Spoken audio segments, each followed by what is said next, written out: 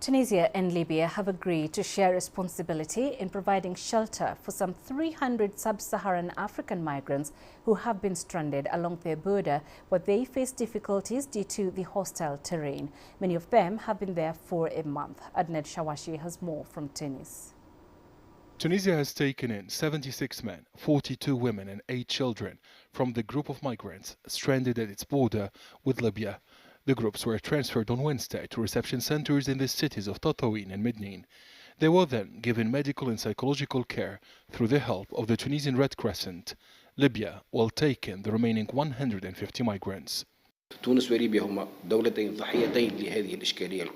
Tunisia and Libya are both victims of the migrant crisis, which threatens the whole region. The deal is now effective and all migrants have been transferred from the border areas to safe zones inside Tunisia and Libya. This crisis has ended, but the flow of migrants will never stop. Tunisian Interior Minister Kamel Fqih said his country will not accept to be used as a transit point for undocumented migrants. It's also not willing to host such illegal migrants.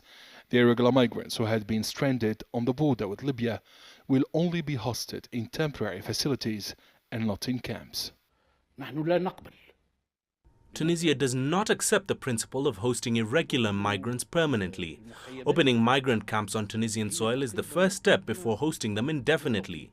These camps will only attract more waves of migrants and increase the flow of irregular migration.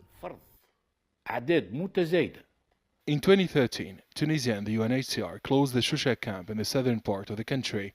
At the peak of the migrant-refugee crisis in 2011 and 2012, the camp was receiving up to 1,800 people from Libya a day. Tunisian authorities say they will not allow this scenario to happen again.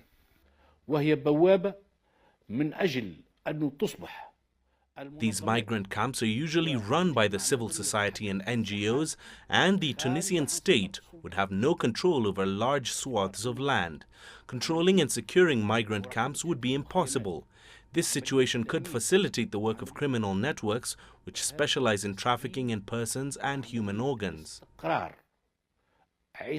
Tunisian and Libyan authorities have already stepped up their efforts to control the flow of migrants. Both sides have agreed on the need for more coordination and bilateral cooperation in the field of security, intelligence sharing, training, and combating organized crime. Many Tunisian and Libyan activists believe the deal between Tunis and Tripoli will end the suffering of hundreds of migrants, including women and children. Meanwhile, official sources say at least 80,000 sub-Saharan African migrants are living in Tunisia and more are believed to reside in Libya. Adned Shawashi, CGTN, Tunis.